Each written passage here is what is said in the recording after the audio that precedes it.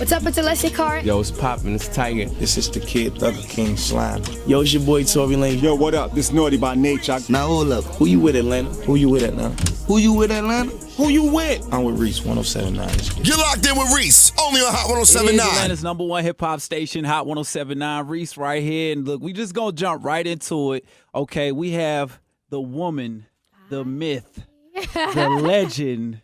K. Michelle, what's up, baby? Reece, how you doing? I'm good. I'm so good. I'm so happy you made it here. I'm happy to be here. All right, you got the show debuting tonight. Well, it's not really my show. I mean, you can say that, but the checks may say otherwise. Yes, yeah, I am the highest paid cast member ever. That would be Right. good. That would Ever. be it. Ever. Just as she says it like so matter of fact. Just ever. All right, but Yeah. let's talk about the music first. I definitely want to Yeah. talk about this album. Yes. Okay. So it's number 2 right now. Yes. Billboard charts. Yes. The last one peaked at 2. Yes. Well, Rebellious Soul Right. peaked at number 2 on the Billboard 200 charts. Right.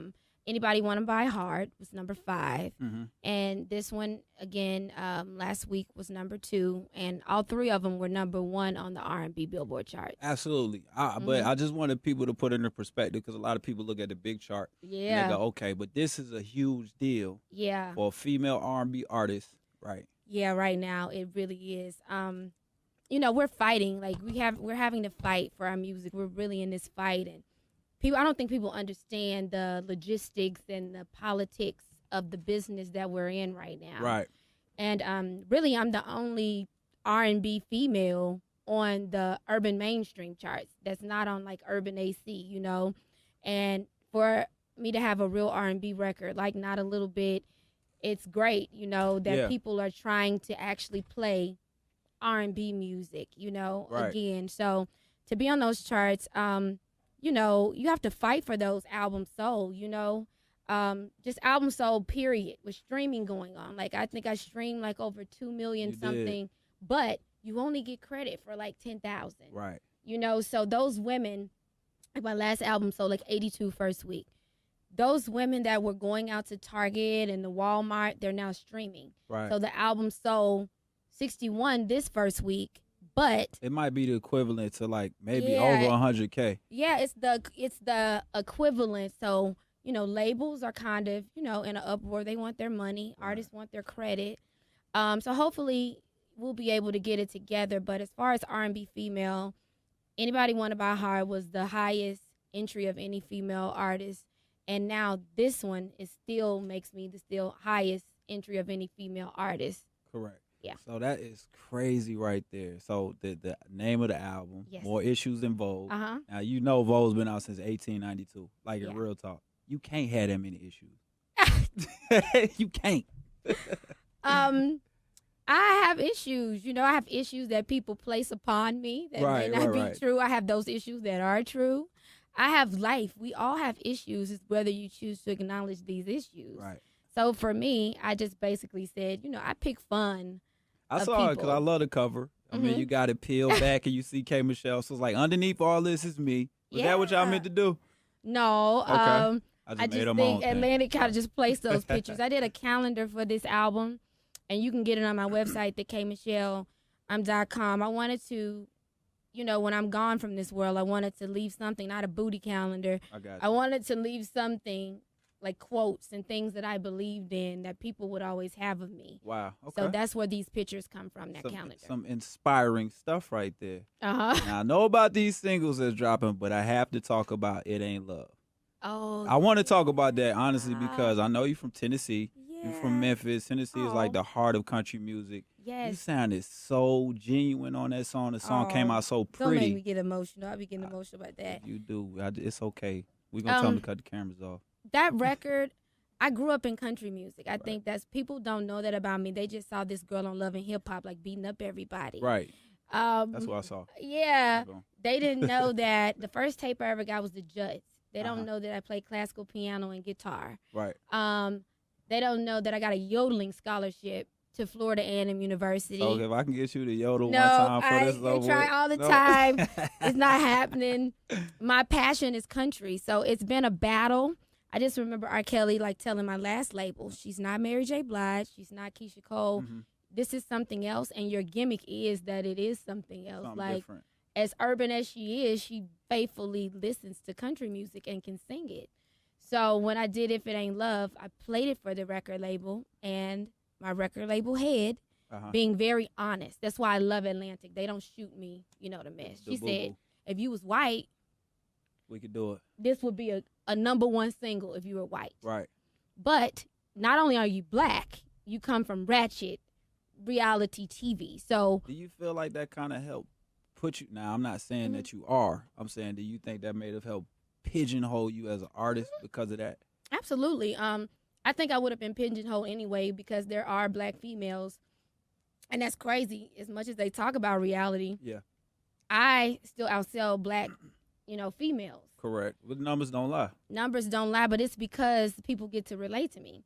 You can go get free music, but they buy your music because they like you and they know your life. Yeah. So with me, country music is something that I love, and I told my label that this was really my last R&B album for a while because I'm just not good at not being me. Right. So you feel like the roots are now coming out and you want to express that Yeah, on wax. yeah. I feel like I'm great at R&B. R&B is something that I can do with my eyes closed. Mm-hmm. Like, I know how to say what it is. I know how to make music that feel good. Yeah. I know how to rap. I know how to do. I've been doing that. But I also know how to yodel. And I also... We're going to get you to yodel. Yeah, I also know country music. So they were nice. They were open. They were like, okay, well, we'll try a country EP. Mm-hmm. We're going to have to figure it out and fight. So for me, if I'm going to fight, I'm not going to keep on fighting. Right.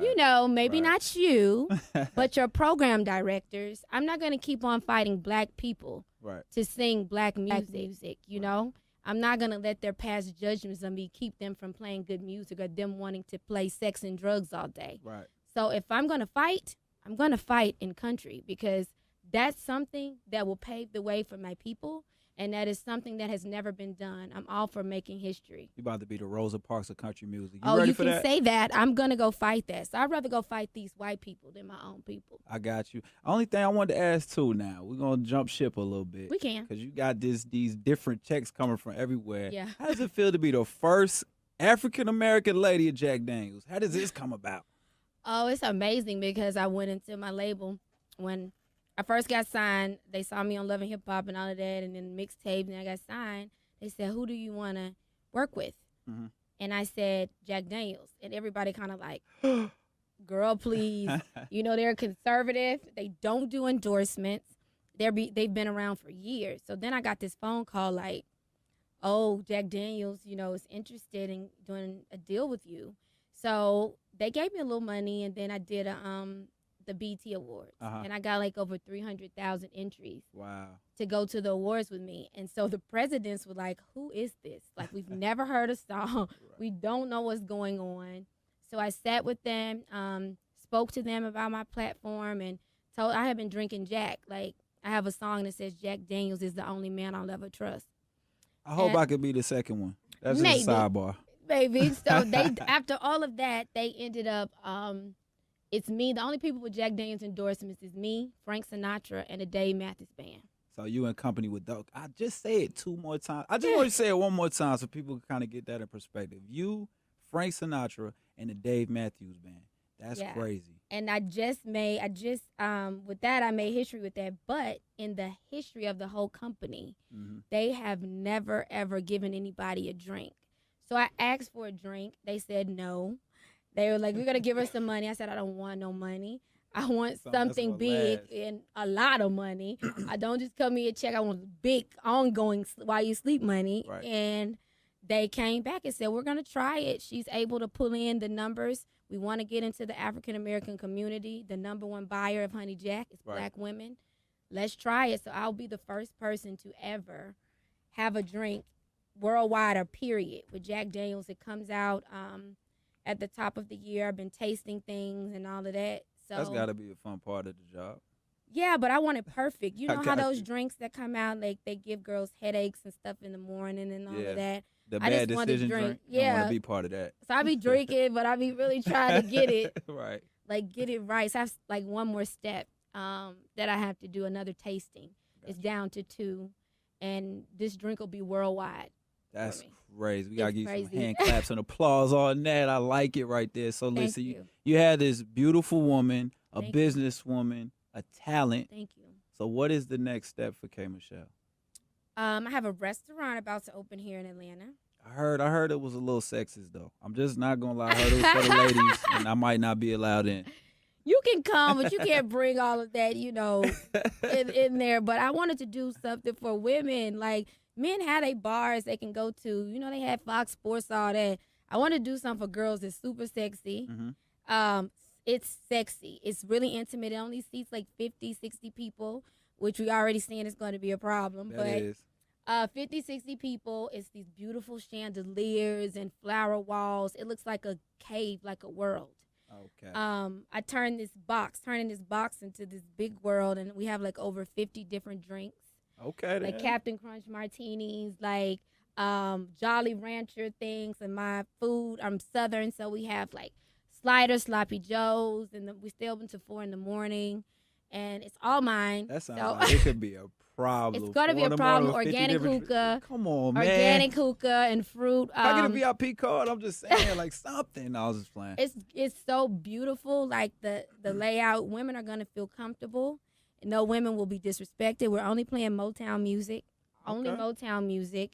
In the morning, it's like you create your own breakfast sandwiches, different things like that. It's really good, like peaches and cream, funnel cakes, the miniature ones. So this is your brainchild right This here. is my baby. This See, comes I out of you? because I'm fat. Oh my goodness. Only on the inside. She She has love zero food. waste. I'm just gonna tell you right now. Where do you Yeah. put it? These peach funnel cakes. I and- just eat. So I'm glad I can do that for the women here. I have a home good line that's coming out. Okay. Where I'm building like these beds and everything. It's taken me and my designer named Nicole. It's taken us a year. To get it right. Yeah, to get the products, because I just was telling them I spent the first bed I bought and I wasted money like a dum-dum. I spent like $30,000 on a bed. On a bed. The first time you get some If money you and get in don't the know how bed to for act, you do stupid $30,000, things. you gonna go right now to it's in sleep. the I guest want my room. money back. It's in the guest room. So I figured out where this bed was from. Uh-huh. I paid $30. They only paid $1,600. Wow. So now the people that was building these beds and Uh-huh. stuff, You put them on blast. Please. well, tell me you no, put 'em on they blast. hate me because they know I'm about to sell it to my fans. Wow, Because my okay. fans always ask me. So So I want they can college go to students. bed with K. Michelle. I want college Not students to literally. be able to have glamorous things in their dorm rooms. I know what that's like. I'll have reasonable headboards. Some of them will be expensive, but we have shower curtains, we have chandeliers, we have everything, couches, everything, really extravagant things. And I'm not gonna triple the price on these people. Okay. As long as I make my profit, that's what I'm doing. So I That's have what's all up. of that. My son is dating. Well, he's trying to date at 12, and I'm like, you're not. He's using me to get girls right now. He's supposed to. I'm just gonna tell you that's what he's supposed to do. I'm over it. Like, You just I gotta want tell him him to be a what baby. girls not to get. That's all. I want him to be a baby. That's not gonna happen. I'll be here filming my show. The third season of my show. Right. It's My a life. lot. Yeah. Let's talk about that a little bit too, because you got My Life. Obviously, Mm-hmm. you're on Love and Hip Hop. Everybody knows that. You're on this season. Well, not really. That's what I Kinda. was saying. Like, Yeah, that's what I wanted to know because you said no. you wasn't doing this anymore. No, it's like I'm very smart with marketing and things. Like, I have a restaurant. Okay. I see I'm you in with Atlanta. edible Captain I Crunch have some drinks. things going on. So I said, yeah, I told them, yeah, but I've only really filmed like 5 times. And I see that's the first episode. They put you out there. Of I got course, you. know. It makes sense. You're people want to see what you're doing. Thank you. And then people want to listen to what you're doing. Thank And that's you. why I appreciate you dropping the music. Thank Because I was you. going to ask you about that, like, as an artist, not an artist on the tail end of their career. Not going to say any names, not throwing shade for people Okay. listening.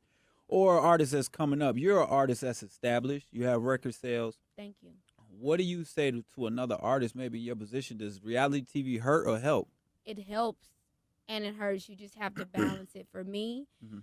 the industry still tries to, they're very angry. I feel like the people in the industry are mad because I'm not supposed to be here. You talking about execs or you talking about peers? Executives, I mean, like bookers, and you don't see a lot of black people on late night TV anyway, but for my numbers, there's no reason why I'm not on different things, and Right. they fight with them. And Billboard always gives me this high acclaim and everything, but they say you're the #1 selling female R&B artist, but then you're not nominated Yeah, for that's an a issue. Billboard R&B award. Things like that go on, but you always gonna have a fight. So I would say reality lets people, if it's your It's reality. Yeah, that's what I was gonna say, because you are you, it Yeah. seems like, on the show. It's like you're not Yeah. stretching. No, I don't do that. Like, people want me, I'll be like, no, I'm not playing those games. I yell at the producers, don't stop no cameras over here. I'm not saying that.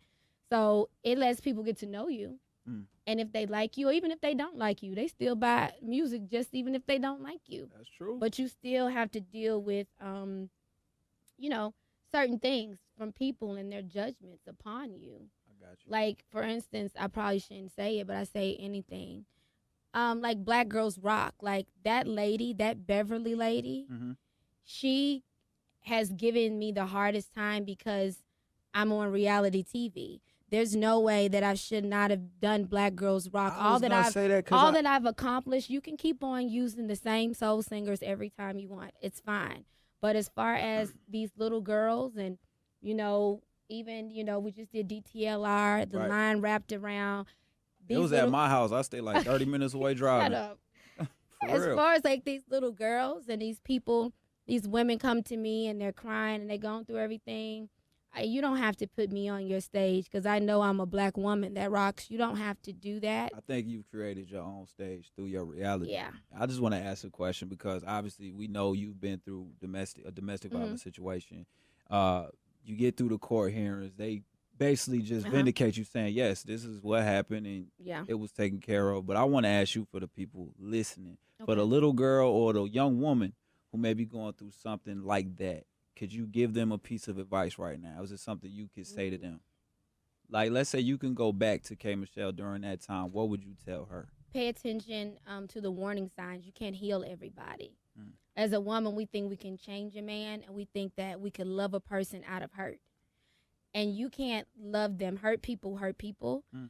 And you can't love them. You're just going to hurt yourself trying to love them. And if they would watch me, it's not easy for women of abuse. This America isn't friendly Right. to this. It's like an everyday thing, whether it's in the business.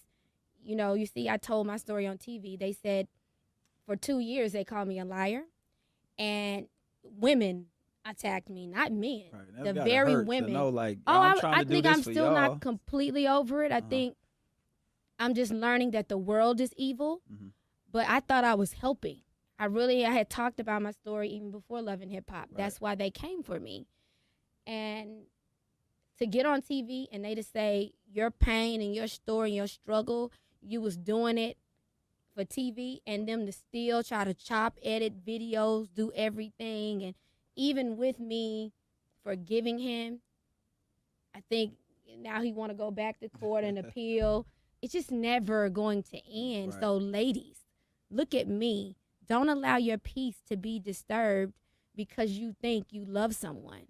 There is nothing like living your life for it's going to be about a couple years, for 10 years, Mhm.